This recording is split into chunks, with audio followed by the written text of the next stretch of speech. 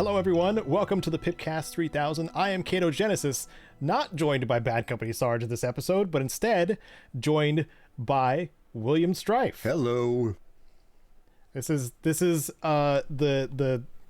episode where Sarge still isn't feeling quite well, unfortunately. So we opted to get STRIFE in here so we can talk about gaming stuff. And if you can head over to Sarge's channel or something like that, give him some positive vibes or whatever in his comment section if you have the chance. That's Bad Company Sarge on YouTube. Don't worry, Company Gaming. Just go for the most recent video. As we all know, if there's some major drama that happens with any YouTuber, their most recent video always gets flooded with, "Oh, I can't believe you," whatever thing. So you just need to do the opposite of that.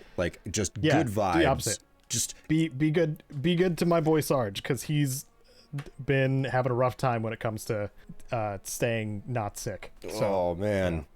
So anyway, STRIFE is here to talk about Bethesda games and Fallout and stuff, and kind of whatever we get into. So this is the PIPCAST 3000 every other Sunday, 10 a.m. Pacific, where usually we talk about some sort of open world gamey kind of thing. The last few episodes were about the Fallout show. Sarge and I were going through each episodes or clusters of episodes. We're talking about what happened in them and what we kind of think is going to happen next, and our analysis of certain things and whatnot. So it was a good little series that we did. But now we're kind of back to the normal, discussing things, kind of just waiting for the next thing to happen. So having STRIFE on, it was oh, I haven't really done the gamer article in a while, or we haven't gone through and looked at some not as well informed articles, quote unquote reporting. And last time, if I remember right, we had STRIFE look at one of them. It was a lot more accurate than we were expecting, and it wasn't as entertaining because of that. So wait, we're giving it another shot. Are you vetting the articles to make certain they're inaccurate now? No, but when I found that ScreenRant one, I read the first little bit, and I was like, this might be an interesting one. Oh, you are vetting it, even if it's only partial. I'm betting the first little bit, but if it's a list of 10, it's half into the 10, and then I'm like, okay, this is the vibe that might work. You specifically have to find something to complain about. That's the rule for this. That's the rules about being a gamer. Well, yeah, admittedly, you're right. I spent too much time on Reddit, and the amount of... And a Fallout fan. Oh, boy. So we're professional complainers. Before we move on to our topics of the day, because I have not spoken to you about the Fallout show, just in a broad stroke, thumbs up, thumbs down for the second season. What did you think? Oh, thumbs up. Okay, cool. It was good. I liked it. Same opinion, Yeah. I should probably go back and watch it again. I have a friend who's been insistent, we really need to talk about this because, hyper focus and, the Fallout fan. God, she, her introduction to the Fallout franchise was New Vegas. That was where she started.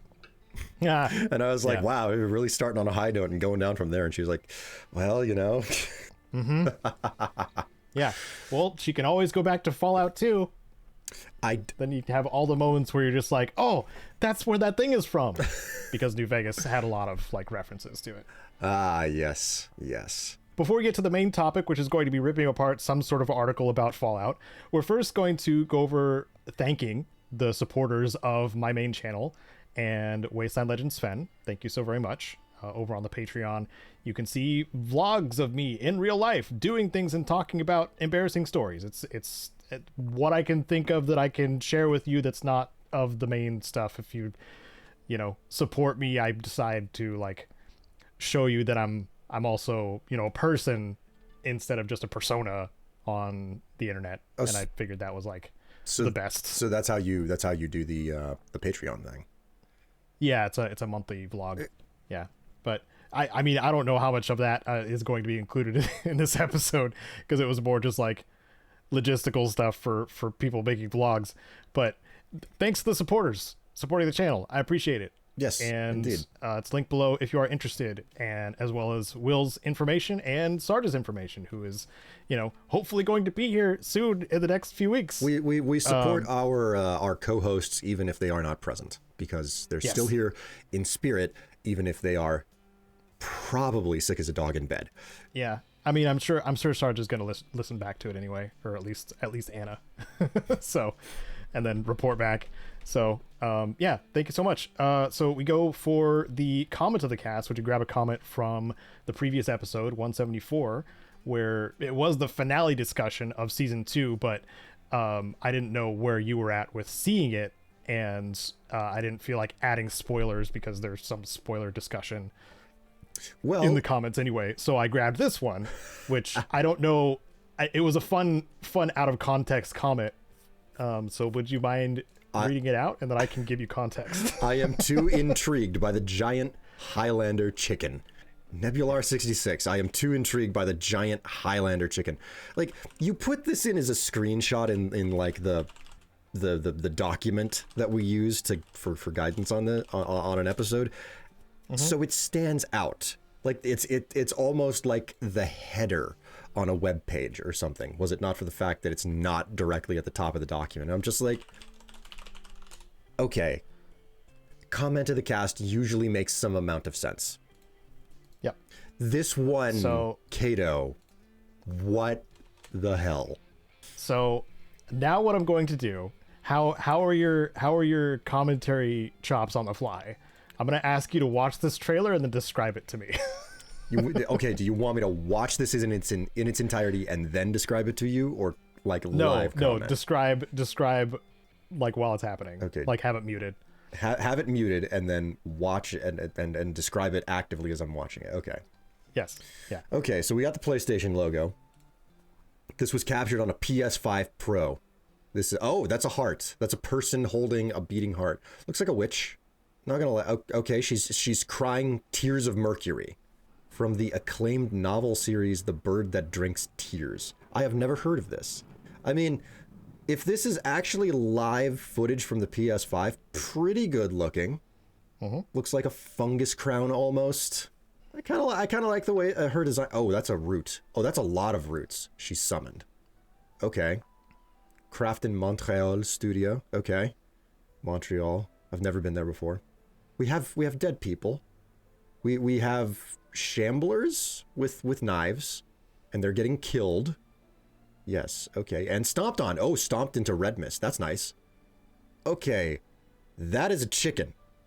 That is a chicken. I'm reminded of the Family Guy chicken fight all of a sudden, but pumped up on steroids. That looks like a rock whale in the sky.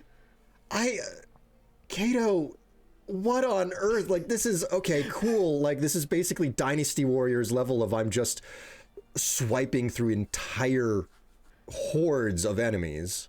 And now we've got a bigger enemy who's, like, appropriate sized. Oh, is this an Oni? Okay. Or at least it feels that way. That guy looks like he's Predator. Okay. And I don't know what that is, but it has wings. I'm still baffled by, like, buff Chad Chicken Man. This is so weird. Why? Okay, that has to be a takedown attack. Like a canned animation of a takedown attack. If only way that it works. Oh, they're gonna turn him into a roast chicken. They just threw a bunch of fire at him. Oh no, wait, okay, that wasn't at the chicken. I think that's the attacking force the chicken is part of. Okay, cool.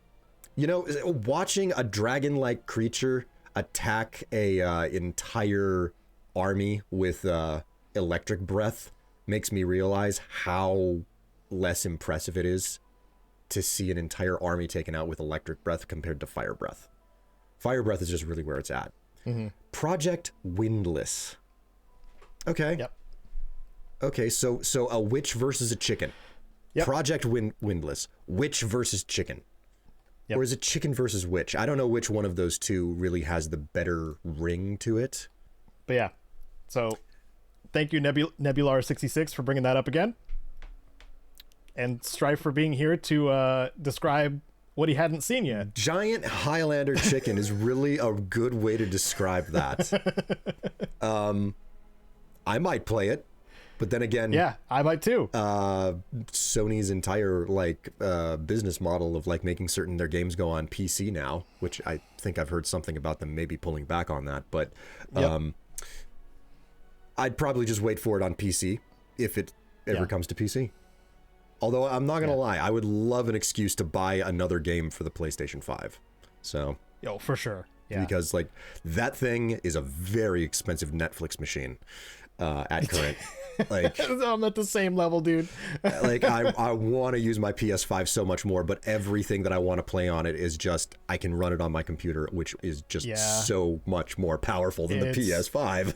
Yeah. Well, I know my computer probably won't be able to handle Rebirth very well, so I've still played FF7 Rebirth on the PS5. Well, I mean, it was also exclusive to the PS5 for so long. Well, long enough. I know that I don't know what's the name of the next one that we have coming up? Do we know? They still haven't said yet. Okay, well, FF7 Part 3. I'll probably pick it up for the PC because SqueeNix has been like, it's like dual release. We are done with like PlayStation. If it's a simultaneous release, then PC, that's PC the all the way time to do it. So, because frankly, whenever I found out that like the Rebirth had was coming to PC, like what was it, less than 6 months after the initial release, I was like, man, this sucks. Yeah, I know where I would prefer to have gotten it, but what can you do? Yeah. Anyways, I'm probably gonna stick to PlayStation just because like I don't trust an Unreal Engine game to just be optimized for my hardware. Oh God. So yeah, to this day, it's always I always have this hard question in my mind. I'm like, okay, somebody is making the argument that everything is better if everything runs on the Unreal Engine. We need to abandon some things all. Well, the number one argument that I constantly see, like, broad strokes, is that let's abandon all other engines and everything needs to be built on Unreal. Like that is a sentiment coming from people who don't know a lot about video game development and how like it's important to have variation across the industry for engines and whatnot. Because it's good for specific things. Like that's part of why so many engines exist, is because they're good at specific tasks. But when they're stretched into other genres, like sometimes we get to see like, oh, there's some extra jank in this that probably wasn't expected, but they are stretching the engine to do something it wasn't initially meant to. Yeah. I mean, for as much as we all moan and groan and complain about the problems with Bethesda's creation engine that was originally Gamebryo, the thing is amazing at keeping track of like where you dropped something in a far corner of the world, you know? Like that feature alone is like a huge cornerstone of Bethesda games, regardless of whether or not they make a good game. You know, we can always discuss that. It's so wild, and this will lead into our actual like first news topic, is that we now have an example of what like an extreme amount of optimization to that engine does in Fallout 76. Okay, so we're talking about the Backwoods update now. Yeah, we're kind of leading into the Backwoods update, but one of the things I really enjoy now when I go back to 76 is like when Todd Howard, I have Todd Howard echoing in my head, like it just works like it does though. Like the frame rate is so much smoother compared to just about every other Bethesda game I've played. You know what I'm most curious about in regards to this? Like Fallout 76, they took the engine from Fallout 4 I think that's what they adapted at the time, right? Yes. Fallout 4. Yeah. So the engine that they used for Fallout 4, they took it and they basically spread it across all of the studios under the ZeniMax umbrella. And they were like, everybody gets to contribute to try to make this engine do something it was never meant to do, you know? Which is a wild thing to well, it's actually the Austin studio was the one primarily put in charge.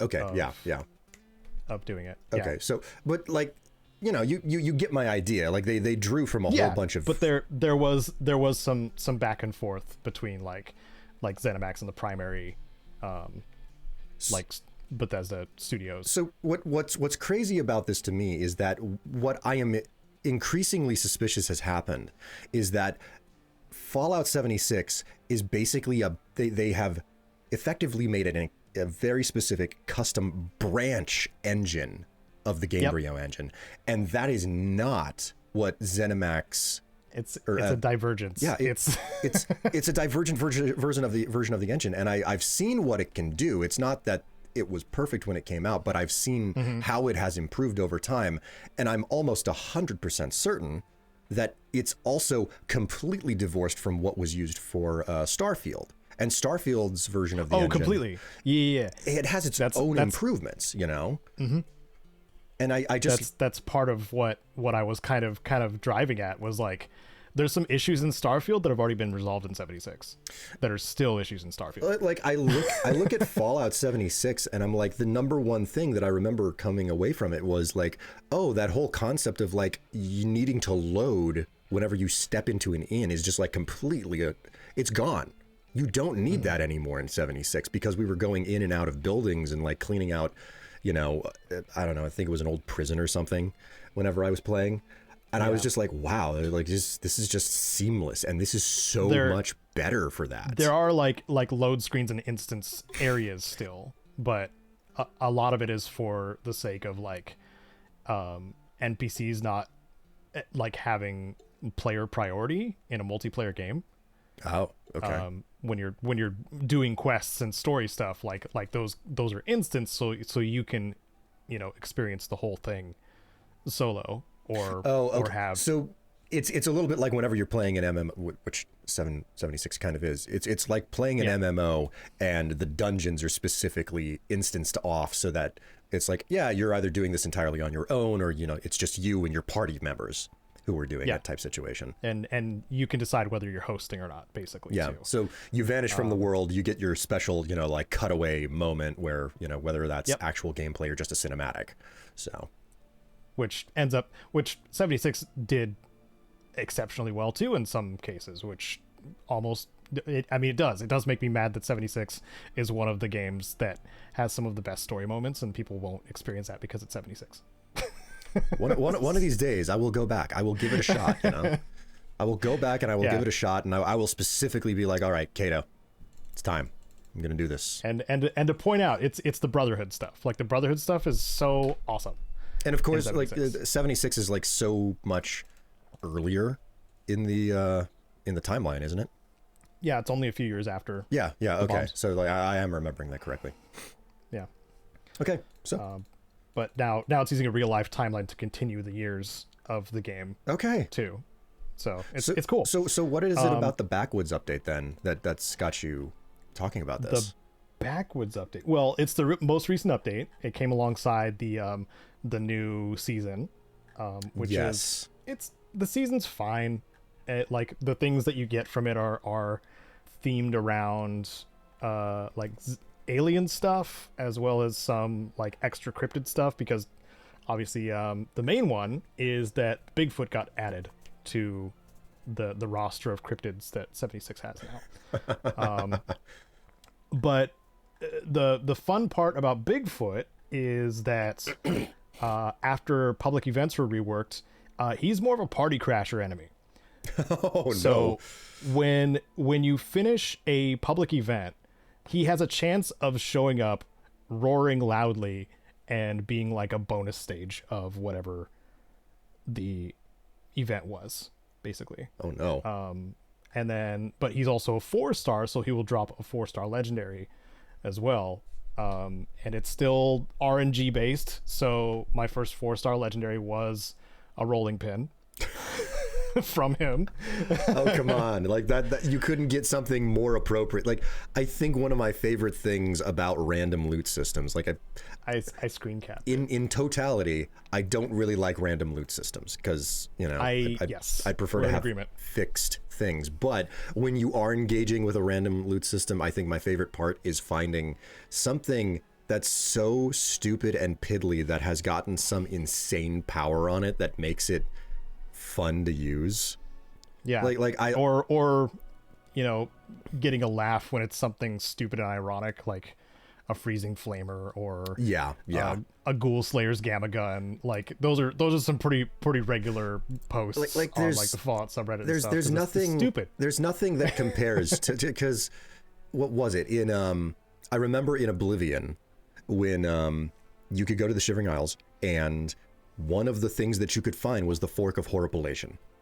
And I remember learning where it was, and just every single time I went to the Shivering Isle, if I started a new character just to have fun and do nothing, I would go to the Shivering Isles and I would grab the Fork of Horripilation. I would just kill things with the fork, because that's just stupid and ridiculous. And yeah, I'm just like, no, like this is absolutely stupid fun. I have no reason, but so yeah, I love that stuff. So the rolling pin is right in line with that. So rolling pins still exist. It is the thing about updating and stuff like that in 76 and being in constant development is too that like the rolling pin is viable in 76. Like that's the weird part. It's like when it came to like the first launch, and then later on where they did just a pass over all the weapon types and stuff like that, making sure that they were all viable as well as the perks. Like, so much change since it first came out, and now it's just like, oh, you can use pretty much anything you want and do some level of damage and make a degree of progress. If you decide to run around naked with a rolling pin and scream a lot, then you can do that and actually succeed. So it's like, all right, I see where we're going here. I mean, so that is the beauty of proper balancing in a game that has multiplayer aspect. It allows you to be like, no, I'm gonna run around in a chef hat and an apron with a rolling pin, and I can and there's so many of those too. I can legitimately play this character. I think like the only other game that I know about in regards to that stuff is Final Fantasy XIV. And the way that they get around that is, you end up in the situation where it's like, like these are the best pieces of equipment for your character and then this particular class build and stuff. But they have an entire glamour system.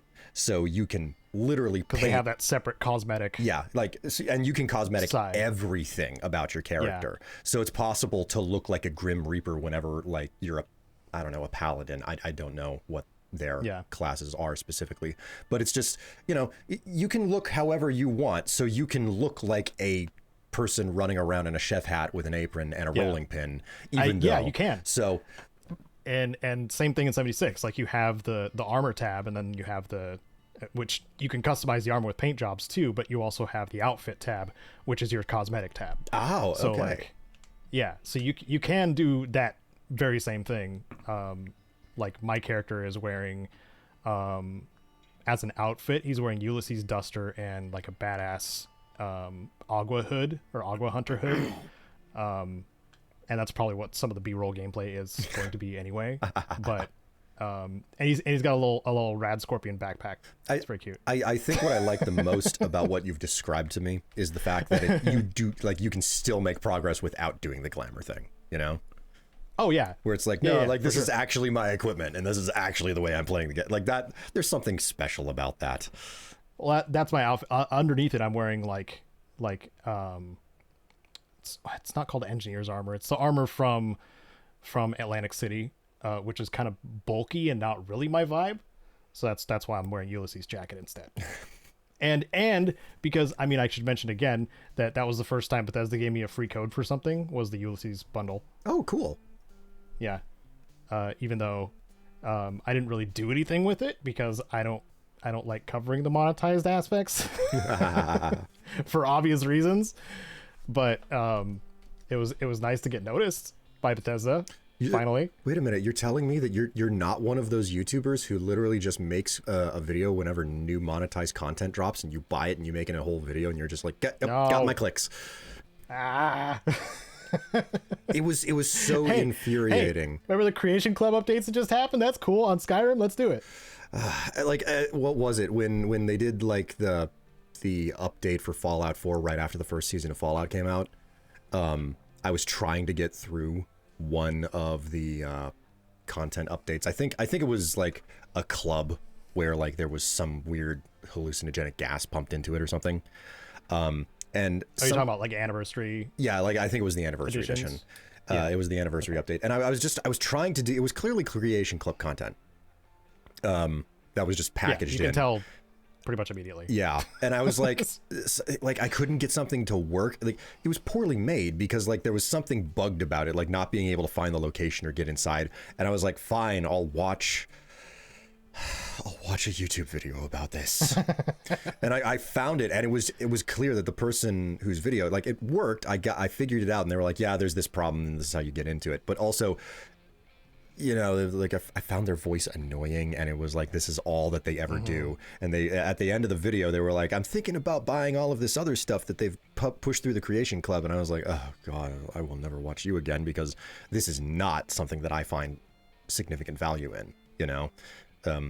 You do what you got to do, especially, you know, like, I understand you make your money how you make your money, but I just looked at it and I was like, man, I can't with, oh, new content out, I must download and just make video where I say, look at new content. It has been published. And I'm like, it's too shilly for me. Like, yeah. Like, I like joking about it. I like joking about being a shill, because, like, I'm a fan. Like, I have made a lot of my identity and my living talking about these games, but I can't take myself to that level of like purchasing all of the DLC and creation stuff just for the sake of covering it. Yeah, like, I can't. It's hard to do. The unadulterated, like, it's not a joke.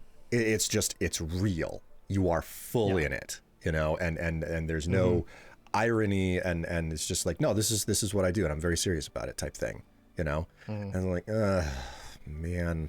So there were a couple other things added to the 76 update, like balancing armor, reducing armor weight in and out of stash, so you can carry more armor around with you, or store more if you like have specific builds that you want to build around. As well as vanity lights were added to photo mode, which is cool, which means you can get kind of the perfect lighting that you want now, and not just, you know, activate your weather machine or wait until a certain time of day because it's all in real time. Photo mode to get the right photo. Photo mode has got to be one of the best things that developers have realized that they can put into their games. Yeah. It's just like, no, like, this is basically a freeze frame cheat mode where you can just modify the game in whatever way you want whenever the time is paused, and just it's such a beautiful thing to put into the game, you know? Yes. Such a beautiful thing. And I'm so happy that we see more of it, and, you know, like, all titles most titles these days. Well, it's also making something that we've had available for us for the majority of the time, available for everybody to use, and different, you know, filters and stuff at the same time, because we'd use, you know, toggle free camera. Yeah, toggle free camera. And for years. And now this is just a more artsy, better appearing version of that. Yeah. And I appreciate it. Same. It's so nice. Easy thumbnails, man. So much easier. I would have to mess with, like, time multipliers and Skyrim and stuff like that to get the right pose and whatnot. Like, do a power attack and slow it down to, like, a crawl. Yep. It's insane. Yep. Now you don't have to. I'm still so salty about, like, the limited controls that we have available to us in Skyrim, or Oblivion Remaster, though. Still salty about that. Oh, yeah. Not a lot. I think they did add back the free camera and stuff, though. They did add that back in? Yeah, I'm pretty sure. I'm gonna have to go back and check that, because I haven't fired up Oblivion Remaster in a hot minute. Speaking of Unreal Engine. Yeah, I was about to say, it was like, oh, what a Frankenstein's monster, but it works. Hey, Unreal Engine, it fixes everything, right? Oh boy, it fixes everything, guys. Anyway, speaking of another game that's on Unreal Engine, but a heavily modified one, because that's generally how it goes, is Final Fantasy VII. But we're talking about the original one. Wait, or at least the PC version. Are you telling me that that the original FF7 actually is running on a modified Unreal Engine? No? Okay, cool. I couldn't tell. Oh my god. I was like, oh my, Caedo said that with a straight face. I had to pull back pretty far, actually. My bad. So yeah, for the longest time, the 2013 PC version of Final Fantasy VII was the only one available. And it had some jank to it, and it had its own little launcher thing that was annoying. I think that's been addressed too. But it got re-released on Steam, and those who had the previous version of Final Fantasy VII now have this version, which is the current now version of Final Fantasy VII. which is now updated to be kind of on par with their other re-releases, other Square Enix RPG titles and stuff like that, of like older JRPGs. So it's got a speed multiplier mode where you can speed up, combat and stuff like that. You can turn combat encounters off, or turn battles off, like if you're, just wanting to go through the story. And you can also just give yourself God mode if you want to really just power through the story and not worry too much about. You can give yourself story mode, basically. Like it's basically what you could get from having an original copy of FF7 for PC, and then like jamming a million other mods into the game, which people basically came up with. Because I remember playing the 2013 version, where it was like, you go back and you can just like give yourself infinite levels and whatnot. And I was like, wait a minute, that was a tool. That was a save file editor that I used on the original PC version. So they've effectively just done everything that game emulation and like modifying tools that the fan base came up with, and they're like, okay, not everything, but some basic ones to make it it easier to play through. Yeah, the most core ones, like speeding it up, turning off encounters, giving you the ability to like God mode and all this. Like, that's the most basic stuff that people want to do. And congratulations to Square for realizing, this is an old game. There's a lot of grinding in it. It was made for a different generation at a different time of like gaming history. And to go back and enjoy that game, maybe a couple of those things don't really jive with people anymore. So we'll give you the like, shortcut. Some of us do like grinding up limit breaks. Others really don't. Also the fourth thing was the an autosave feature. It's got an autosave. Yes, autosave. I noticed that. I'm like, that's great. Okay, autosave. Is that just like, did they do that intelligently where it autosaves at specific moments, or is it just a timer? I don't know. I don't know if I'll actually boot this thing up, because I have the according to the article here, I should have it. So yeah, you do. Yep. Yeah, but it's displayed as two separate versions. Like they didn't delist the first one, which is so nice of them to do. I hate when companies do that, is delisting the initial one that it's updating. I mean, I think I have this long ago, like I used to play the Call of Duty games, and Call of Duty Modern Warfare. Yes, duty. Modern Warfare 1, 2, and 3 were like a trilogy that they did. And I played the first and the second one relatively close to whenever they were new. But then by the time the third one came out, I was just like, man, when it's like $10, and the game never has gone down to any lower than 20. They still try to sell that game for $20 today. And it's just sat on my Steam wish list, and I've just never removed it, because I'm like, this has turned into an interesting thing to watch, because now the version that I listed on my wish list is no longer available, because they pulled it and they were like, no, you don't get that version anymore. Screw you. You only get the remastered version, which we can charge even more for now. And now that remastered version has come down in price, but it still doesn't get any lower than $20. And I'm like, this is a fascinating thing to watch through my wish list. And it's also a big pile of bull. So, it's a litmus test. One thing that's not a big pile of bullshit is Death Stranding 2 is coming to PC in a week. That should mean something to me. It's not on Unreal Engine. So I feel that's relevant because we've been talking about Unreal. Isn't it running a custom engine that Kojima's studio has developed? No. He left the Fox engine with Konami, unfortunately. They've been using the Decima engine, which is the Horizon Zero Dawn engine. Really? Okay, well that would make sense. Kojima has such a relationship with Sony. Such a strong relationship with Sony. Yeah. That they would definitely have access to something like that. And isn't it Insomniac? Well, it was actually Guerrilla Games that opted to like let him use it when Sony brought him on. They're just like, okay, here's a bunch of money, and Guerrilla Games was like, hey, you need an engine? Here you go. Okay. It was very much like that. I'm getting things mixed up. I thought it was Insomnia, but they're responsible for Spider-Man, aren't they? Insomniac. Yeah. Okay. Yeah. That's I don't remember them ever interacting actually. which is weird because Insomniac really stretches the capabilities of what can be done on a PlayStation most of the time. Well, I mean, isn't Insomniac a second-party developer at this point? Just like Naughty Dog? I'm not sure. Because I cannot recall an Insomniac game going on a Xbox console. Same thing with Naughty Dog. Whatever party Kojima's studio is, Death Stranding 2 is awesome. I'm speaking from experience and bias, so take that with what you will. But like, I'm excited to make my next tips and tricks on Death Stranding 2, because I didn't make it when the PlayStation version came out, because I was more just like there to enjoy. But just like the director's cut of the first game, I know a tips and tricks will do really well for this game.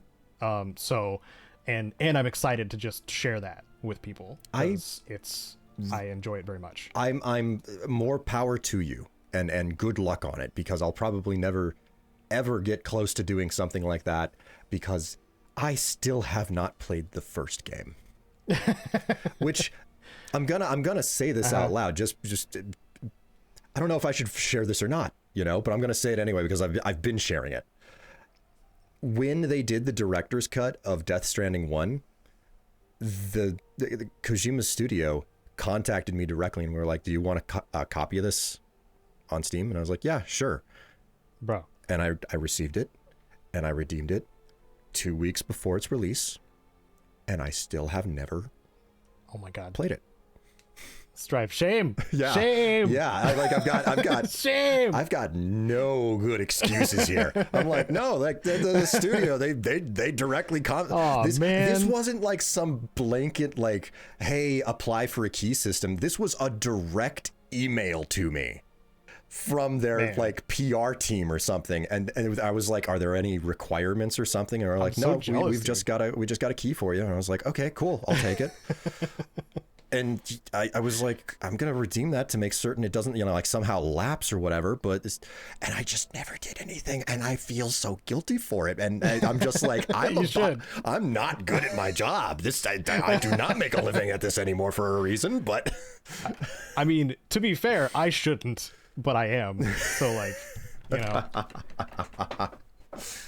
Yeah. So that's me and my relationship with Death Stranding, and how I'm like, I really need to play this game, and I still have not. Get around to it, well, I'm sure. Well, I mean, my friend Dave had a whole story about this whenever I told this particular story in group, and they were like, I mean, you're not missing anything, because Death Stranding is not a game that my friend Dave enjoyed. I think that was the vibe that I got. I have not. It's a love-hate game. Yeah, for people. And Dave's for sure statement was specifically, you'll be like trying to cross a river or something, and then you'll just arbitrarily slip, and all of your stuff will fall into the river and just float away, and you'll say, "Why am I playing this game? It sucks. It's so pointless." So I think my friend Dave didn't really enjoy that aspect. And it sounds like he didn't use the grip buttons either. I've got no clue what any of that means, but I don't think that it's the first two buttons you learn, basically. Or it's you hold the grip buttons and you can maintain stability. Well, evidently, so if you wander through a river, evidently it did not work for my friend. So that's all I know. Yeah. Sorry, Dave. Get good. Oh my god. Okay, so Death Stranding 2 coming to PC. I will be certain to get right on that in anywhere from now to never, I guess. I know you've been sharing with Tev like the Metal Gear Solid games too. It's got a lot more Metal Gear Solid DNA in the second game. Oh, okay. That was another thing that I was quite surprised about. Combat and stealth wise. Evidently they have somehow, I never thought that they'd be able to do this, but evidently Konami has somehow figured out how to get that super hybrid specialized Metal Gear Solid 4 for the PS3 to run on modern equipment. Yeah. I was amazed when I learned that they've actually figured that out. Yep, they're putting that in the Master Collection Volume 2 because they couldn't put it all in one bundle. Nope, they got to charge separately. I'm still salty about it. I mean, I'm going to have forever salt for Konami, I think. I'll never tell anybody not to have salt for Konami, but at the same time, Metal Gear is such a big franchise with so many games in it, and they're all so deep of games because Kojima doesn't go light on anything. It's like I have the Legacy collection like in the other room. So and it was like I got it for like $30. I guess like Volume 1 and Volume 2 is something that I'm willing to forgive, you know? But at the same time, if somebody's salty about it, I'm like, no, go off. It's Konami. Yeah. So. Yeah. Now, if it were the remasters, that would be different. But it's not the remasters, it's ports. So yeah. Yeah. Anyway, I just want to talk about Death Stranding 2 for a second. Look forward to my I think I'm up to 7 pages in my document for tips. So that's all. Wait, are we talking like block text or are we talking bullets? Bullets, but it is. I mean, I can show it to you. It's like I just want to know whether or not there's bullet points in this because we both know that bullet points help to, like, I don't know, pad the document to some degree. Yeah, well, there's no real space between them, so. Okay, you know, cool. So, padded document. The only spacing is the dividing them up in categories. Padded document. Won't hear anything else. Okay. Padded document. All right. Okay. All right. Anyway, the final news thing that I wanted to share was that PC Gamer did an article on this. Fallout New Vegas post-ending dialogue has been found and restored because there were some, I think, Xbox 360 dev kits and like beta versions of New Vegas before it had gotten close to release had been found, and people had been like starting to reverse engineer that stuff to get some of the things that were removed in the final version of New Vegas, but were still intended to be in the game. They just ran out of time. Yeah. Like a lot of the cut things we already know. So many New things. New Vegas is Obsidian ran out of time. Yeah. I mean, New Vegas is, we've like, I've talked about this. I've been on the show 6 times now. I think this is number 6 for me. And every single time New Vegas usually comes up in some capacity, you know? Of course. And as we all know, it's just New Vegas was something. It was lightning in a bottle. That's the first thing that I will always say. It's always going to be lightning in a bottle. And part of it is because so much of that game was written basically to be the original Fallout 3, and then it got completely shelved and it got some, you know, parting in the clouds, instantaneous, like unexpected opportunity. And you can only get so much of that through in a short period of time. But man, the amount of the amount of good stuff for New Vegas that was supposed to be there, but there just wasn't enough time to get together it's phenomenal because so much so much writing in that game was already amazing, and so still so much more was yet to be put in there and just didn't make it. I mean, so much that was being repurposed from like Van Buren and stuff like that. Oh yeah. Like they already had notes ready for New Vegas. Like that's part of the thing. Like, this wasn't starting from complete scratch. And that's I think the reason. Tools from Bethesda as well as their past knowledge and like canceled projects. Yes. Like that is entirely the reason I think why New Vegas is lightning in a bottle. It was a game that was being pushed because what was it? Van Buren was like 90 some odd % complete. And not I don't think it was that far. I think the reports that I seem to recall is that like almost all of the writing was finished. Most of it was like technical problems with the engine, and it was just a matter of like, okay, you have all of your assets put together, you have all of your dialogue recorded, you have all of your story finished. You just have to put it all together in a comprehensible gameplay system, you know? That is my understanding for Van Buren, which meant that you basically didn't have a product, but you had basically all of the assets to make the product that happen. If I'm remembering correctly, I could be very wrong about it.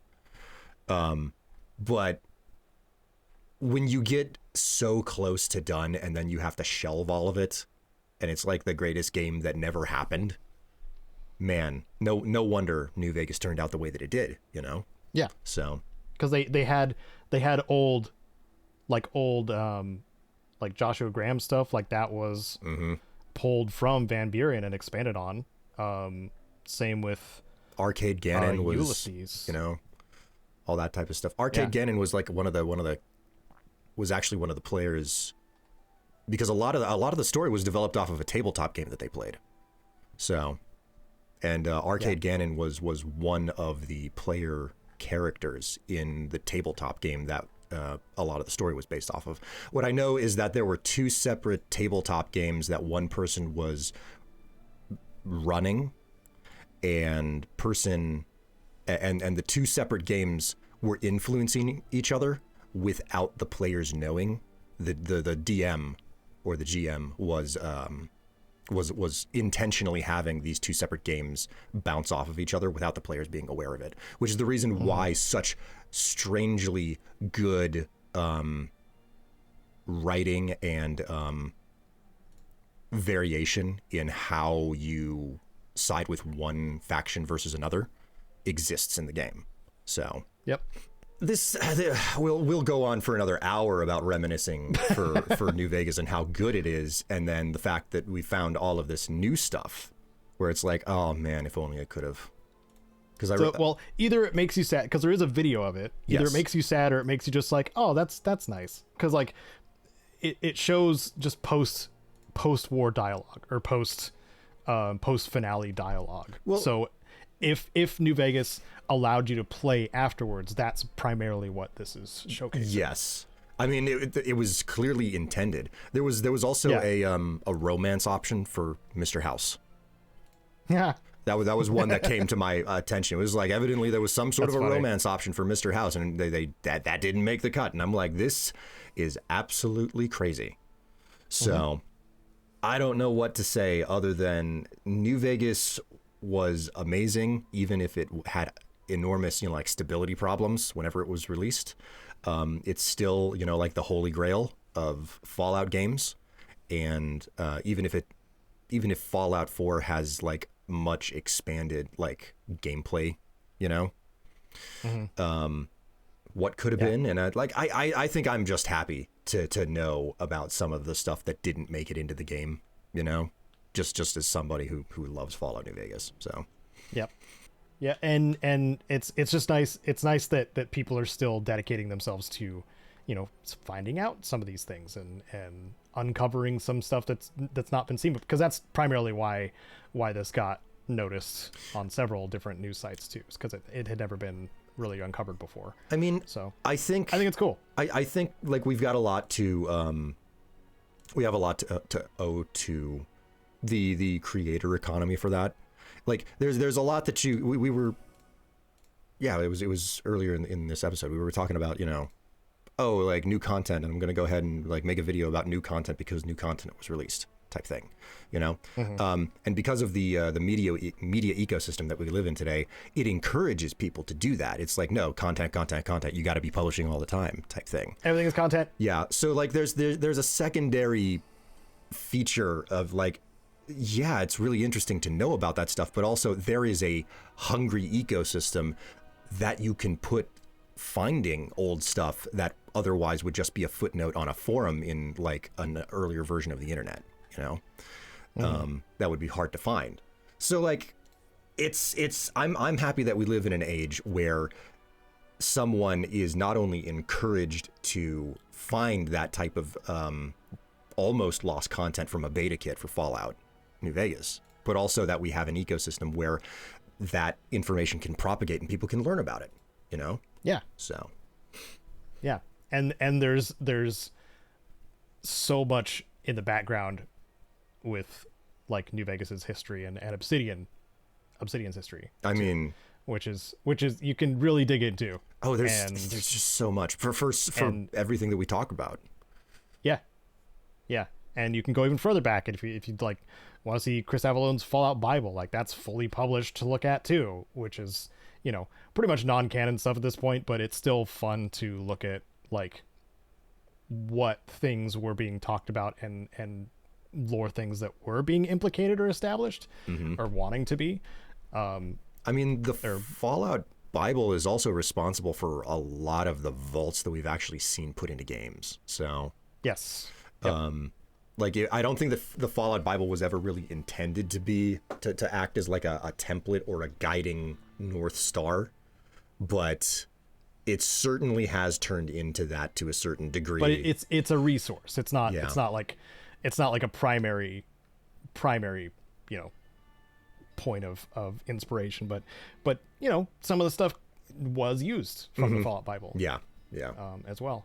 So I don't know. Good stuff. Cool stuff. Okay. Fallout discussion finished. Yes.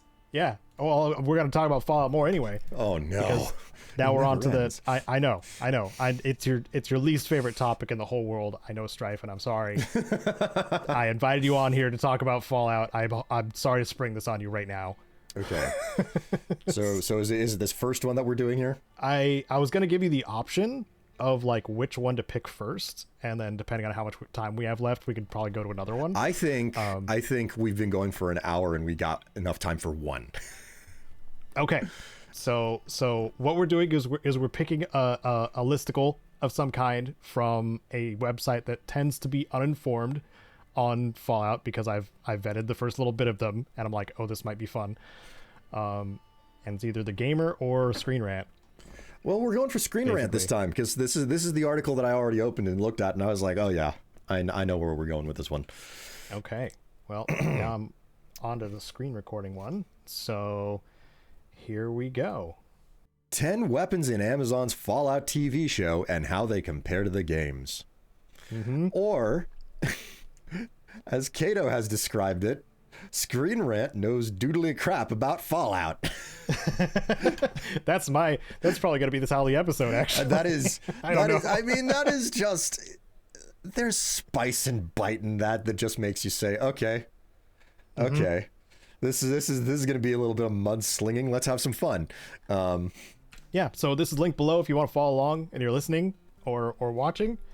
Do we need to like read this word for word? Or do we just need to hop into number 10 here? We should probably do the intro just to see how much. All right. The first season of Amazon's Fallout has come and gone, and with it, the first live-action incarnations of the game's series' classic weaponry. Introducing many audiences to the weird wasteland of Fallout's world, the streaming show was sure to arm the denizens of its post-nuclear apocalypse to the teeth with a variety of guns and melee weapons lifted straight from the games. These TV versions of the game's series' arsenal range from lovingly faithful to quite different. The eclectic cast of Fallout wield a variety of different armament, typically cluing audiences in on their background in some way. The scavengers and raiders of the wasteland might wield jury-rigged weapons crafted from scrap, while the more well-connected combatants of the series might hoist deadly energy weapons from the 50s retro-future utopia that existed before the bombs fell. In either case, the show has presented an interesting variety of accuracy to the source material. That ScreenRant definitely knows about. That the ScreenRant definitely knows about. It's just kind of weird seeing them talk about season 1, because like Amazon opened the doors and they're like, yeah, we're not going to keep it on Amazon Prime exclusively anymore. Like you can watch it on YouTube now. We'll just upload the whole thing there. Yeah. Well, that was a limited release. Oh. Also, there's a train near me. There's a train near you. Oh boy. So we'll start with number 10. The junk jet. A cumbersome cannon that turns anything into a weapon. Used early on in the series, the lovable junk jet gets its first on-screen appearance in Amazon's Fallout, one of the cobbled-together weapons assembled from scrap that players could craft in Fallout 3. The junk jet is a pneumatic cannon capable of firing miscellaneous objects at high speeds.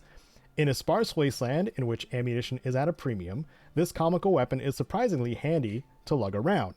The junk jet first appears in the show used by one of the men who attempts to work with the ghoul, comically impaling a gang member guarding his gravesite with what appears to be the leg of a baby doll. Later, the junk jet gets another cameo as a background object hung on the wall of Ma Jun's shop, correctly labeled as such. Hopefully, the faithful adaptation of the weapon will get more use in Fallout's second season. It did not. It was in the backdrop again in Sunny's. Ah, okay. But that was it. I mean, I only noticed that recently too. ScreenRant certainly is having a fun time getting some of their details wrong. It did not start out as the junk jet. Yep. It started out as the rocket launcher. Yes. It was called the junk jet in Fallout 4. Yeah, and it was like I feel like the rocket launcher was faster and easier to come across in Fallout 3. than the junk jet was in Fallout 4. The rocket launcher in Fallout 3 had a lot more utility because there was a lot of junk that had no purpose. In Fallout 4, the junk jet is useless because everything is made out of something and you need it for your settlement building. It's not totally useless. Like you can fire pre-war money and that's usually pretty fine because yeah, but pre-war money is worth good. Gives you cloth. Good caps. Just sell cams. Just sell drugs. Just sell drugs. Just sell drugs. Like this, a big aspect of the like this gets into a big aspect of like the difference between Fallout 3 and Fallout 4, and the reason why I'm not a huge fan of Fallout 4 is just the reliance on the settlement building system. You know, I don't play Fallout games for their simulation aspect. I play them to adventure. So yeah, I'm like, you've taken time away from building the adventure aspect of the game to build a simulation game, and I'm not okay with that. And people continuously tell me that I am wrong for thinking that they can't do both of them perfectly, and I'm like, they can do both. It's just that the focus was definitely on, you know, the settlement system and the scrapping system, which I liked as an addition, but too much reliance on the settlement building. Well, as we all know, that certainly worked in Starfield as well. You can do all of them, right? You can do all of them. Why was one of them developed when there is zero purpose to it? And this is always the argument I'm like, you've got a limited amount of time, man. You got a limited amount of resources. Be certain you're focusing them on things that actually matter in the game.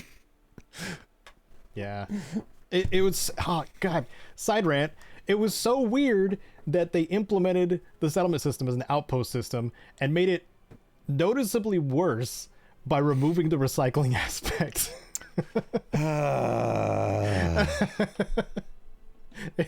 It's so much worse. I'm biting my tongue because I don't want to go on another Starfield rant. Okay, yep, side rant over. But I think I've never played with the junk jet in Fallout 4, you know? For the specific reason that it's like so much junk has so much use elsewhere, and I feel I don't know, I'm like that. I'm the hoarder min-maxer in a lot of Fallout games where it's like no, like, and I think that's one of the reasons why I like the older ones better. It's because of the obscure uses, like making modified mole rat meat in Fallout 3.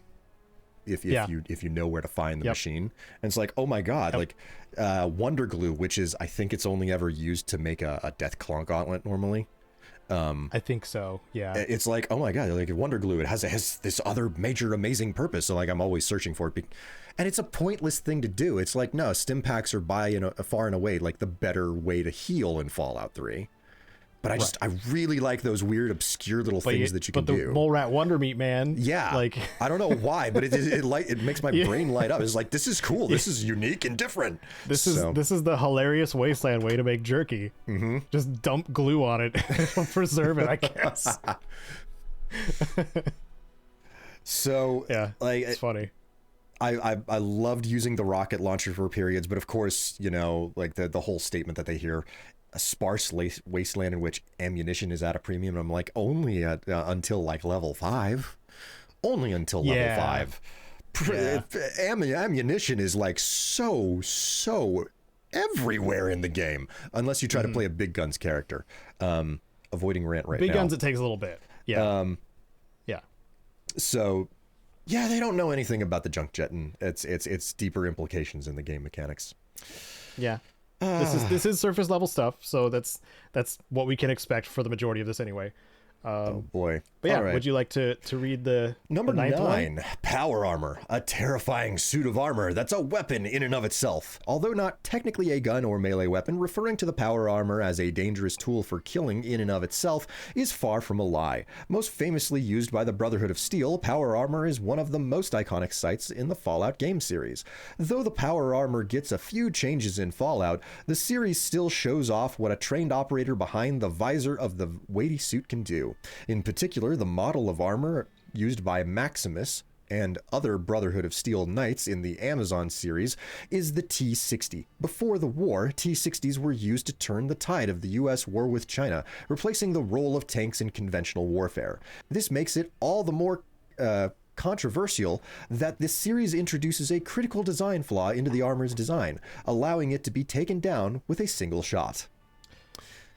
That part was revealed to be less than accurate when we saw what armor they were using in Alaskan Front in season 2, because that was not T60.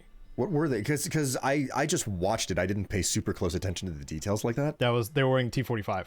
They were in T45s. Okay, yeah. The Fallout 3 armor. That would make sense. Yep. Because like there was this whole lore component around why there were a bunch of T45s left around at the Pentagon when the Brotherhood of Steel claimed it. So, yep.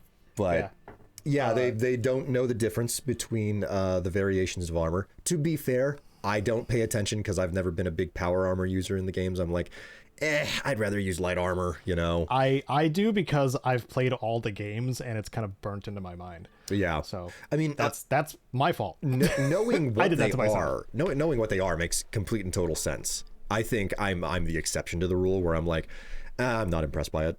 I'm just gonna I'm gonna ignore you. So, because like I always played a sneak character. Like that was always and it's hard to sneak. Yeah, it's almost, which why I was always driven nuts by the fact that like they basically removed functional stealth boys from Fallout 4, and it's like, no, the only real way to do stealth now is to use, you know, power armor with the modification on it. And I'm like, but power armor doesn't sneak. You're a tank. That doesn't make any sense. You still can. Yeah, but it's you know, it feels wrong. But you're not maximizing what you're doing. Yeah. So yeah. Or what you're deciding to wear. I think overall, like I'm a very slow, meticulous player with every area that I go through. So power armor having, you know, like needing fuel, even though you can absolutely like make that not a problem by the end game. I'm just like, I don't want to watch the like I take too long. I'm gonna go through like 3 power cells with every location I go through. I hate this. That's the hoarder mentality too. Yeah, because it's like, oh, I'm burning so many fusion cores. No. Yeah. You know, kind of thing. Yeah. Which get burned even faster when you use like VATs and stuff like that. Oh, yes. So. Yes. But I mean, the other part of what they're talking about here is that, oh, it's technically not a gun or a melee weapon, but like it's still a weapon. And I'm like, you didn't describe how this was a weapon in any of this dialogue. Yeah, it's primary objective is to protect the wearer. I mean, like what does it do to like damage? Only if you get, what was it, Pain Train or something as a perk? Yeah, in Fallout 4? Pain Train, which is probably one of the most fun Fallout 4 perks out there, is like you max out the ranks, you can ragdoll things by sprinting at them. It's fun. It's really fun.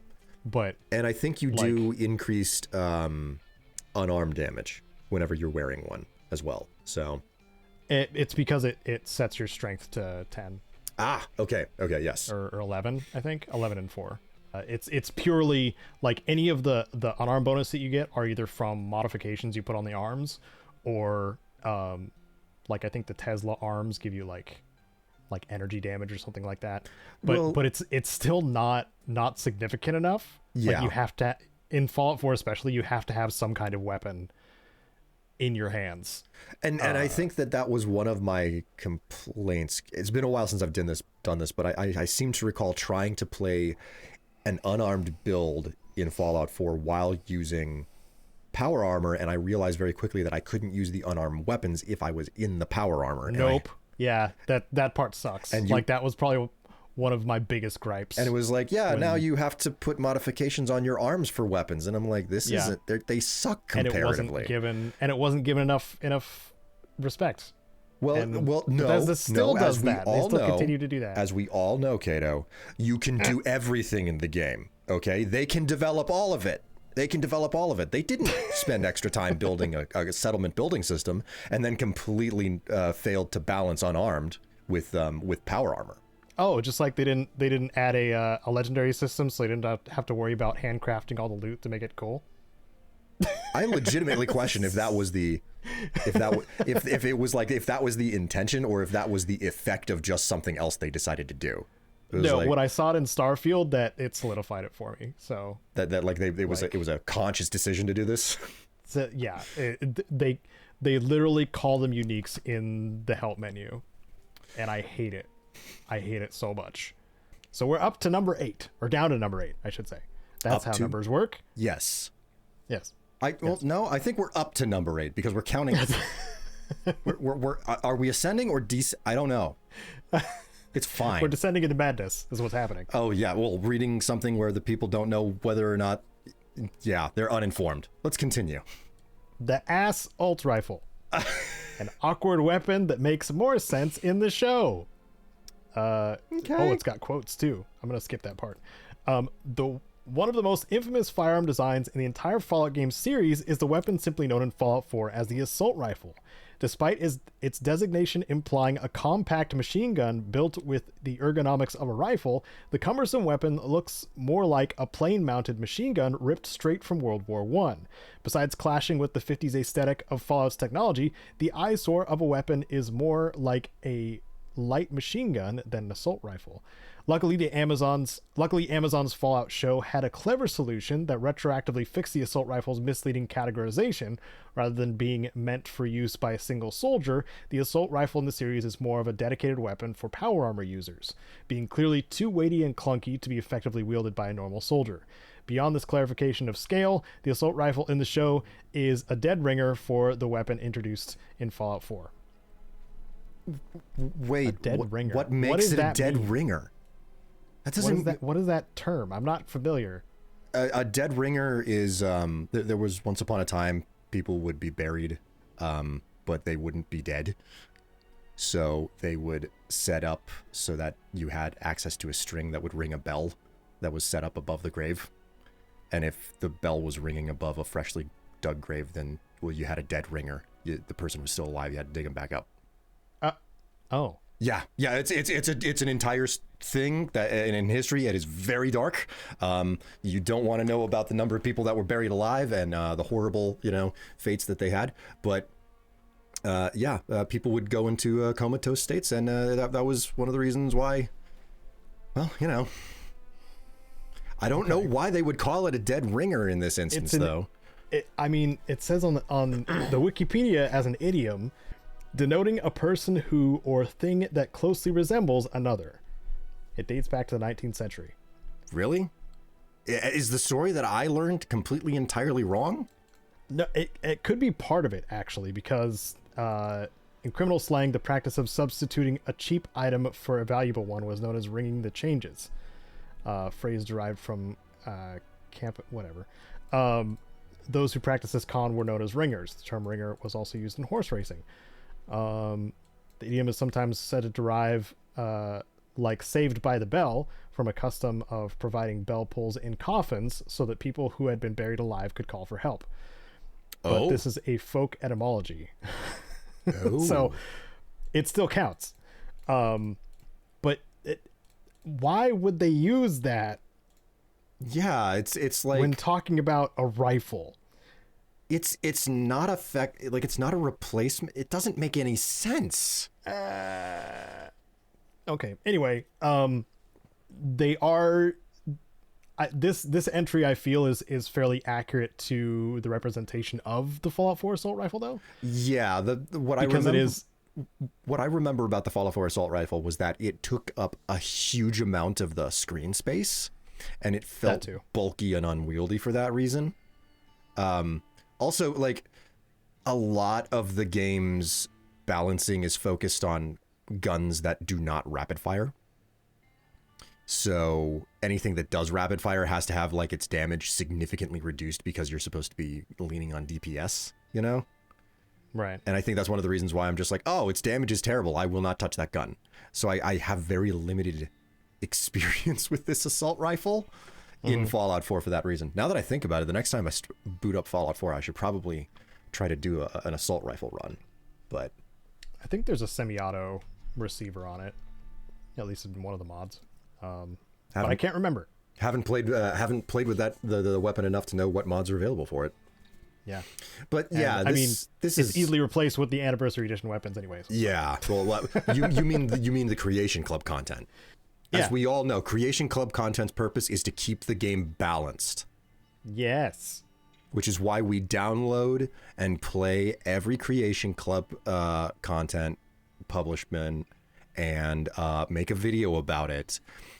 because as one particular commenter told me long ago when I was like, I'm not into Creation Club content. If you don't love Creation Club content, you're some sort of a elitist mod purist who only goes to like Nexus. Oh yeah, like I was called like some sort of an elitist purist because I was like, I don't like Creation Club because it unbalances the game. And they were like, because that's the only option. So you only use mods from the Nexus? You're such an elitist. Yeah. What on? I didn't say anything about mods. Sure. From what? Why not? Just if you say so. The nonsense comments are the ones that stick with me the most because it's like, whoa, where is your brain? I don't understand. Yeah. So it happens. It happens. It does a lot. It's a lot. Didn't you know? It's the internet. I'm also AI. Yeah. That's a reference to a video that I did. Me too, dude. I saw you left a comment on it. It was like, oh, yeah, this happened to me too. It's because I used an avatar that they decided that I was AI. I mean, as we all know, if you're not, if you don't have those like if you don't have a strangely perfect smile, and overly whitened teeth like Mr. Beast on all of your thumbnails, then you're obviously AI. And we all know that Mr. Beast is real and not a robot and not AI in any way. He's a real person with a real game show on real Amazon, and it's real dumb. Anyway, you're making me think of the casting call that they threw out for Fallout Shelter. I'm gonna watch it. It's gonna be trash. And I am not gonna watch it because I'm like, these are dumb shows. I'll tell you what it's about. It reminds me of a reality TV show years ago called The Gamer. Yep. You mentioned this on your stream. Yeah. I will never forget it because the first time I heard about it, I was like, that's directed, like they were casting for it. I remember that going around in the circles that I hung out in. And then the show ended up coming out, and I never bothered with either of them. But I remember when the casting was going around, I was like, this has got to be the dumbest thing ever. The whole point is to put a bunch of socially awkward people on screen and say, haha, look at dumb nerd. Like I could see it from a mile away. I was like, I don't want to have anything to do with that. Mm-hmm. Maybe these days I would want to have something to do with that just because, like, oh, personality and you get paid for it, I'm a little bit less, I'm a little bit less, elite about it, like I am with my mods. What do you mean? We are the elite of the elite. We grew up in the 2000s anyway. How about number 7? The assault rifle. It always felt weird and bulky, and I kind of agree with what they did in the show. It was like, this is meant for a power armor user to wield around because that thing is ridiculously big. Yeah. Okay. I think they scaled it up for the show too, for sure. You really feel that they scaled that up? I think so. Yeah. Man, I mean, does the gun actually scale differently in the game based on whether or not you're holding it in or out of power armor? I don't think so. Man, because like you drop the gun and it's one shape. Could it be a different shape whenever you're actually holding it in your hands? I don't know if anybody has ever tried to like check that scaling before. I'm not sure. That's a curiosity. I almost want to start up Fallout 4 to find out, but I won't. Certainly can at some point. At some point. Or one of the commenters can be like, no, it doesn't change size depending on. Cause I don't see why it would. Anyway, how about number 7? Number 7, the Ripper, a vicious chainsaw conveniently pocket-sized. One of the most fearsome melee options for players of the Fallout games, the Ripper is a common sight in the Wastelands. Often seen in the hands of raiders and the followers of the Apocalypse, the Ripper is essentially a miniature chainsaw, configured in the shape of a short sword. In the games, the rotary blade allowed for a great action economy with the VATS targeting system. The Ripper of the show has a slightly different design, looking more sleek and futuristic while folding in on itself for convenient carrying. It seems as though the weapon was actually implied to be one of Fallout's high-tech medical devices being made to saw through limbs in a medical setting with ease. Lucy uses it to this end when cutting off the recently deceased Wilzig's head. Yes. Did I get that name right? Wilzig? Yeah. Because it was so long ago now. I remember the character, but not his name. The scientist with the circular rim glasses. Well, I was surprised to see him show up again in the second season. Yeah. You know? It was so unexpected, and I'm like, oh, they're gonna tie things together across a web way more than I thought. Oh yeah. So the web of lies. Like this entry is like half right and half wrong. Yeah. I mean, one of the most fearsome melee, like, okay, it looks nasty, but it never does any serious damage. And it's really, sure it does. It's really, depends on the game. Well, it's not even all that common. Like, it's not that common. Like, that part's wrong. It's just flat wrong. Like, I found more rippers in the hands of Enclave soldiers in Fallout 3 than I found anywhere else. And it's like, well, that's not an early game weapon for certain. I'm pretty certain I saw a few raiders holding rippers, but it was uncommon. And I never remember the kills with this thing being interesting in VATS. Never once. Oh, it was like, I know where they got the Ripper in the Followers of the Apocalypse hands. Where'd they get that from? That's Arcade's melee option. Oh my. Okay. Where he asks you to not make him go into melee. By the way.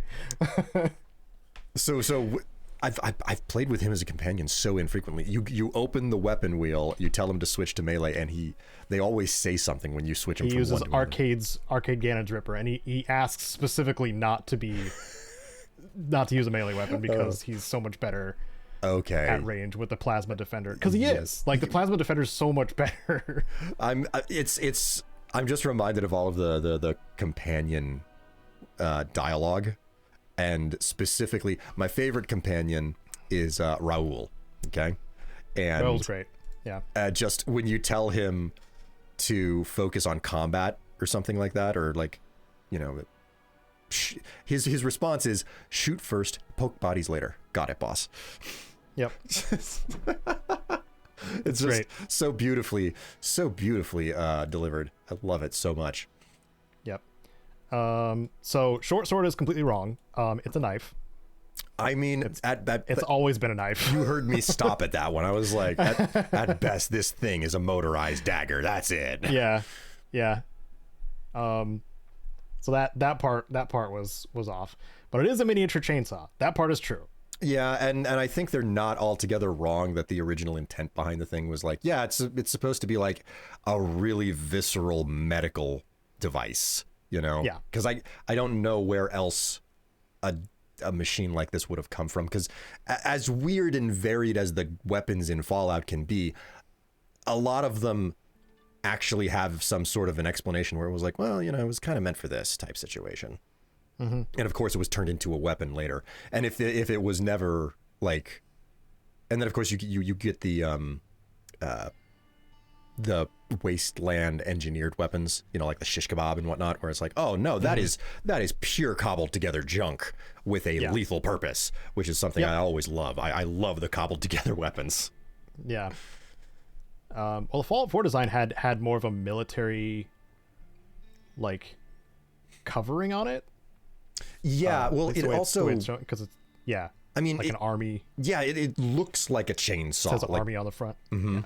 And it was clear, like the handle is made out of like the fuel tank or whatever to run it, because for whatever reason they don't use nuclear energy on their. It's a little fossil fuel engine. Yeah, I'm like, why on earth is you know what? I'm not gonna ask questions. Like, it looks cool, and I think that's the whole design purpose. Rule behind of cool, this man. Yep, rule of cool. Rule of cool. Yeah, and I think I'm pretty sure like when it was I think it's been in all of the games. And it was probably introduced in the first games because, I mean, chainswords are cool from 40K, and I think they just wanted to have a chainsword type. Well, they have them in that the franchise over there. Let's do it in ours. Yeah, I mean that rule of cool, like we were saying, it's freaking cool. It is. So put it in. But it's also not it's actually the opposite in that last bit that it says too. It is not great action economy in VATS. You want to use it outside of VATS. Yeah. Like, because it does crit checks every single time it hits. Like, it's terrible. Like, especially at least in VATS, you can get some like cool shots in. You know, where it's like, oh, that's the death kill, and you know, like things get really, really gory or whatever. But it's terrible. It's like, I'm gonna walk up and hold this on you, and that's it. Even with a death kill, like that's all it is. It's just standing there and holding it at the enemy. It's like, Yep. That's so boring. It is. But is it as boring? Outside of VATS, it does so much damage. Is it as boring as the next weapon? Number 6, the 10mm pistol. The streaming series shows off 2 varieties of handgun. Few weapons are as faithfully portrayed in the Amazon's Fallout TV show as the trusty 10mm pistol. Not based off the design of any real-world firearm, the chunky-looking pistol looks lifted straight from the games. 2 variants of the weapon appear, used as a sidearm by both the Brotherhood of Steel and the Enclave. The show actually features 2 different designs of the 10mm pistol as it appears in 2 different games. The pistol from the original Fallout and Fallout 2 appears in the hands of Maximus, notably used to shoot down the Algui that attacks Knight Titus. I said King. Meanwhile, in Fallout 4's version, the gun can be briefly seen holstered on the hips of Enclave soldiers in Wilzig's brief flashbacks to the Enclave base, and is later used by Lucy, proving an impressive commitment to detail by the show. Well. I mean, it is true that it's different. Like the one that Maximus carries, like they've got screenshots here and everything. And Maximus, the version that he has like a revolver component to it. Yep. Which is interesting because for all of my efforts, I can't go back and play the old games. No. They're just too aged for me. I know you can't, and that's okay. But they are old. The 10mm, like they basically start you with a 10mm pistol in Fallout 3. I think it's kind of difficult to not start off with a 10mm pistol in Fallout 3, and then they're just so common. And God, I love the 10mm pistol for how it looks because of how freaking huge and bulk it is. Even though it's like, this looks like it's supposed to be like a heavy caliber weapon that's supposed to do a huge amount of damage, and it doesn't, you know? Yeah. So like there's definitely a conflict with its look versus its damage, but oh man, such a cool gun. It's a cool design, like and it is accurate too. Like even the screenshot they have of the classic 10mm from the Tunnel Snakes Rule creation. You do have to ask the legitimate question though, of did they weight these weapons down enough in the props so that they felt right whenever they were acting, or were they? Is it like, oh, it's made out of styrofoam, you know, be careful with it type situation? Maybe. Like that's just because I knew that the Power Fist was literally the merch item just repainted. Really? So, they just used the merch item as the actual prop. Wow. Mm-hmm. That is pretty cool. But they did a lot of good sound work, and it still worked. So yeah. Oh my word! It was great seeing that show up in the trailer before I watched the series. I was like, oh, she gets her hands on one of them. That's pretty cool. Yeah, both Maximus and Lucy have moments of unarmed attacks, which is awesome. Oh man, yeah. I like this is probably the best entry that we've seen so far in this list, because I think so. Yeah. Because I didn't even know that there was a difference between the original game versus like Fallout 4's version of the 10mm pistol. So that's a detail that they've pulled out, and like I'm trusting you to verify that, because it's the cylinder is the big giveaway, because it does have a cylinder just for, like, you know, more of the rule of cool kind of stuff. Which version do you prefer, like, aesthetically? The big type with the top slide, or the revolver? I still do like the classic variant, even though it makes no sense whatsoever. It's got that could you call it Art Deco almost for Maybe. the style that it's in? Like, completely impractical, but, you know, made to look industrial, I suppose. I don't know. Well, I like it. I like the classic one. I'm gonna have to pull back for a moment here and tell you that we have to wrap up in 12 minutes because I gotta get moving. Oh my god. Okay, so rapid fire. Okay, so number 5, laser pistol. First energy weapon available to any Fallout player. BS. That is not true. The Fallout world was far more advanced than the real world 50s at the time of the nuclear apocalypse, meaning a number of high-tech weaponry was able to escape the post-apocalypse. Not reliant on mere kinetic ammunition, some of the better-funded survivors of the series wield deadly energy weapons, such as the AEP-9 laser pistol. Yeah, okay, I think that's the accurate acronym. Though small, these guns were still capable of turning hapless raiders into ash with a single well-placed shot. It occurs to me now, we have not seen anyone turn into an ash pile in the show. No. The laser pistol is briefly used by Moldaver in the final episode of Fallout Season 1. While it gets tragically little screen time, it does at least seem to be a faithful recreation of the laser pistol's model from Fallout 4. Earlier versions include a distinct rectangular trigger guard absent in the later iteration of the pistol. Now, the laser equipment is something that I haven't really used a whole lot in Fallout 4. I got way more use out of that in like Fallout New Vegas and 3, but... Yeah. Well, New Vegas has the incentive in the form of Pew Pew, which is one of the strongest guns in the whole game. So... What do you think of the assessment of the laser pistol here? I looked it up and there is a typo. It's AER9, not AEP. I thought that there was a difference between the laser pistol and the laser rifle in their name and spelling, but I guess I was wrong. Oh wait, I guess it would be AEP, but because pistols can be converted into rifles and back and forth, like maybe it's just interchangeable, just like the pistol and rifle. Well, I don't know. That's a primary difference between Fallout 3 and Fallout 4. You know, yes. A handgun is a handgun and a rifle is a rifle. Never will the two change between each other. But the modding system in Fallout 4 it throws a monkey wrench into that. Yep, sure All does. right. On the note of the laser rifle. Caedo. Yes, the laser rifle, a briefly seen upgrade of its smaller cousin. Fallout's laser weaponry comes in far more varieties than just the laser pistol.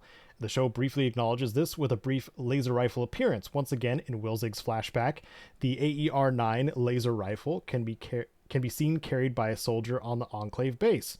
The energy weapon is easily spotted by its bright yellow battery, square shape of the handguard, and unique skeleton stock. Much like Moldaver's use of the laser pistol, the appearance of the laser rifle is indicative of how well off the Enclave and its subordinates are. Energy weapons aren't easy to come by in the Fallout universe, and being able to hoist one is a clear status symbol. While the laser rifle is never shown firing in its brief appearance, its construction seems completely accurate to the same weapon in the games, owing to the meticulous work of the series' phenomenal art department and prop design. It's nice to hear them shout out the art and props. I mean, there's so much importance in getting the props correct. And I don't know so much that energy weapons are that hard to come by. I think it depends on which version of the game that you're playing. I agree with that. I feel like laser weapons are a lot more rare in Fallout 4 than they were in Fallout 3, because I remember being shot at with laser weapons in Fallout 3. Yeah, well, it depends on the progression too, right? Like, I just remember once you hit the main like turning point, like you're getting fired at. But I remember being shot at. I remember raiders shooting at me with the laser rifles all the time. Yeah, I mean that happens in New Vegas. That's what fiends wield, is energy weapons. But fiends, they are not. Yes, raiders, they are different. For some reason. They're still raiders. I just remember when they changed the name, I was annoyed between Fallout 3 to New Vegas. I was like, why'd you change the name? It's freaking weird. Well, the cons are a raider faction too. It's just that Obsidian had more different gangs. Yes. To play with. Also, cons don't shoot you on sight unless you've done something wrong.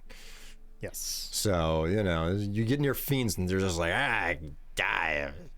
So. And apparently they're very hard to kill, and the show confirmed that as well. Mm-hmm. Anyway, number 3. The dart gun, Lucy's primary weapon of choice, at least in the first season. The primary weapon used by the Vault Dweller Lucy, the dart gun is very indicative of the character's non-violent values. Not typically killing its targets, the dart gun instead injects its victims with a heavy dose of tranquilizer, allowing Lucy to even use it on her cousin Norm without fear of doing lasting damage. That's her brother. Oh, they got the names wrong. The downside to this non-violent chemical incapacitation is that those particularly resistant to drugs, like Walter Goggins' The Ghoul, aren't affected much by the weapon's Also, Walton Goggins. Walton Goggins? Yeah. But they spelled him wrong. They spelt it Walter. No wonder I said it wrong. They're being inaccurate about the show, not the games. Oh, jeez. What's happening? Aren't affected much by the weapon's hypodermic needles. In the games, the dart gun does indeed exist, though it looks quite remarkably different. Rather than being a clean emergency weapon supplied for Vault Dwellers by Vault-Tec, as seems to be the case in the show, the dart gun players can use in Fallout 3 as a craftable weapon like the junk jet. As such, it has a much scrappier appearance in the games, being fashioned from a paint gun, a toy car, and an elastic surgical tube. I think it makes complete sense for there to be a whole bunch of different variants, and it's noteworthy that Fallout 3 seems to be the only game with a dart gun. Yep. So, and it was ridiculously overpowered. It still is. Yeah, I mean, how much have you used the dart gun in Fallout 3? Because I only treated it as there's a death claw, you know? Yeah, I mean, yes, but also it wasn't just on Deathclaws that I used it, because once you have Broken Steel, then you have like the stupidly powerful variants of other enemies, like the super mutants and whatnot. The Overlords and the albino rad scorpions. Yes, Reavers. Yes. Basically anything that can run. This is the anti-run gun. Yeah. That is the purpose of it.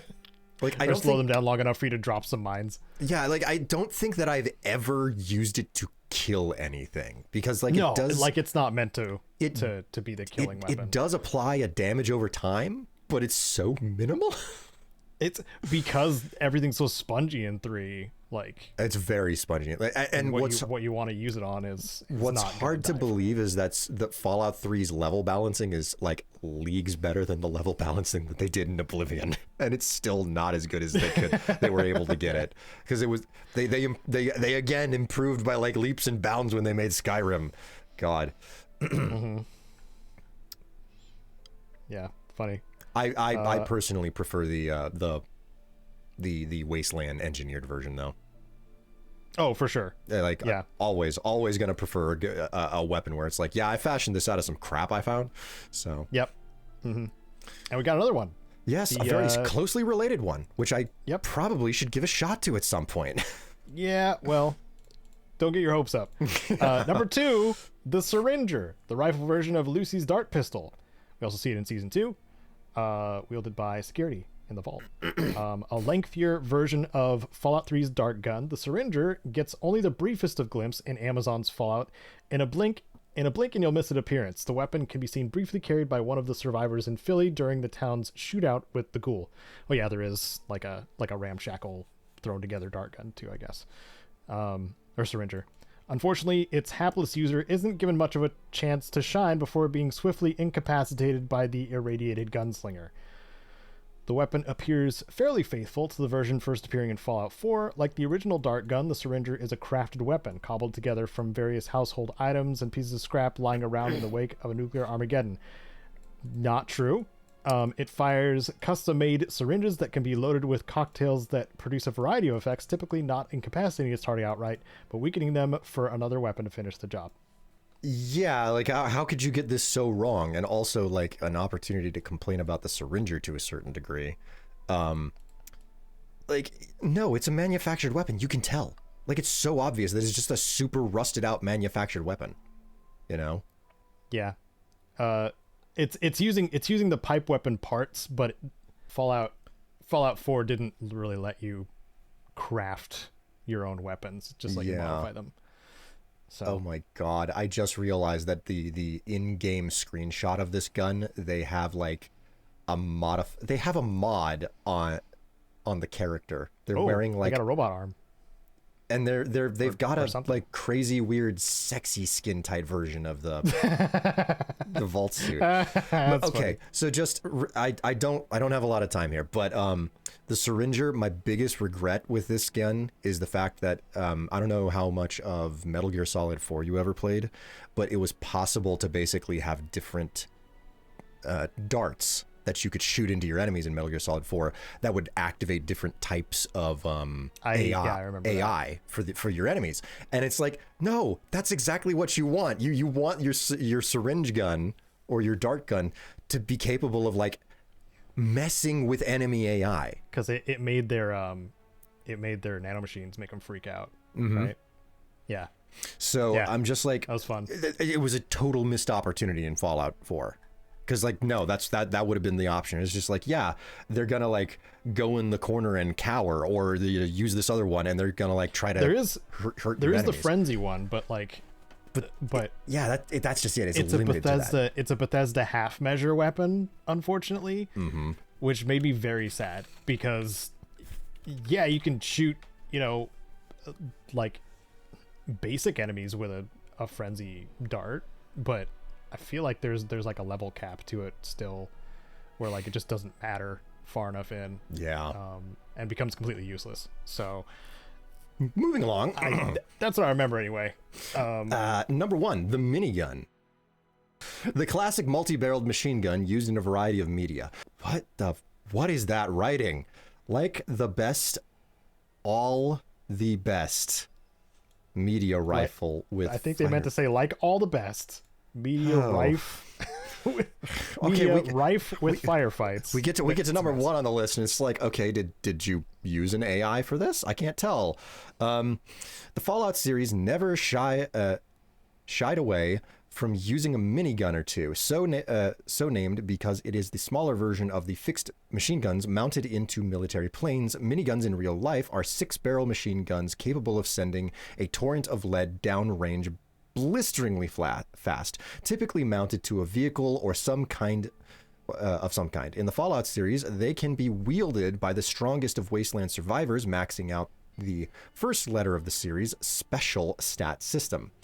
In the Amazon series, the minigun appears several times mounted to the side of Brotherhood of Steel's vertibirds and nestled within the machinery of the Enclave's automatic turrets. These uses are both very faithful to the games, though the design is modded after the gun's Fallout 4 appearance rather than its awkward model in Fallout 3. Oh, piss off. Consisting of 3 pairs of 2 barrels fixed at strange angles from each other. Fallout treats its viewers to the full force of the minigun several times in the first season, making no mistake about the heavy weapon's uncontested power. Ugh. Just do not spit at my beautiful boy Fallout 3. I swear. even if I'm wrong in my opinion. Fallout 3 is a special boy. Do not hurt him. Yes, precisely. Do not touch him. I like how he is sensitive. They have 3 pictures for the minigun, and the first one is the assault rifle. It's just a repeat image of the assault rifle. Oh my god. Because they were just like, hey, Brotherhood, this is the Brotherhood, guys. See the Brotherhood right there? You see him? Mm-hmm. Exactly. Yep. And then that's another the Fallout 4 one's hilarious. They put the knives on the freaking barrels. It's got a knife barrel. It doesn't make any sense. Was that actually in the game, or is that modded? No, that's modded. The picture above that has like a power armor that's not in the game, and a world that has green grass, and a stop sign that's legible. That's so funny. The knives are just shoved into the barrels. Like, it doesn't make any sense. It doesn't make any sense. Although, to be honest, that looks like a really, really awesome way to basically make a turbine knife weapon. You know, It's like, ammo, just to let the thing spin. Yeah, that's funny. Yeah. But the minigun is powerful. It's different from game to game, because I like whenever they had big guns in Fallout 3, minigun was one of the lower end weapons. So it's like, you can find ammo for it easy, but it does low damage relative to other big guns, you know? Yep. The real solution was, you know, like the Gatling laser in Fallout 3. Yes. Meanwhile, that's generally the highest for at least the mainline games. I tried to do a big guns playthrough in Fallout 4, and I just couldn't find enough ammo for anything. Just it didn't exist. It didn't matter how I did it. It was like, okay, I'm gonna buy, I'm gonna scrounge, I'm gonna do everything. I could never find enough ammo. So it was a huge problem. You know, like a dedicated 30-hour run, never enough ammo. I spent most of it with a baseball bat because I was like, there's just no ammo, man. There's just no ammo. Well, another great thing about Fallout 76 is they solved that issue. Which is, you know, another gold star for them. And enemies Caedo, drop the ammo you use on them. Caedo, I am over time. I do not have time to close up with talking about like the games that we played and everything. So maybe you can put that in on your own. But I got a jet. I am so sorry. Okay, that's all good. Right. Thank you for joining me on this little podcasty thing. Yep, and thank you for having me, everybody. I hope to see you on my streams or over on my YouTube. I'm certain that Caedo has linked it. Thank you so very much, and I will see you later. Bye. Okay, later, man. Thank you, everyone, for joining in on this PIPCAST, this little slightly shorter PIPCAST 3000 with William Strife, and hope to catch you in another couple weeks on the next PIPCAST 3000, where we'll probably talk about something else, Fallout or Elder Scrolls or Bethesda or RPG related. See you then. Bye-bye.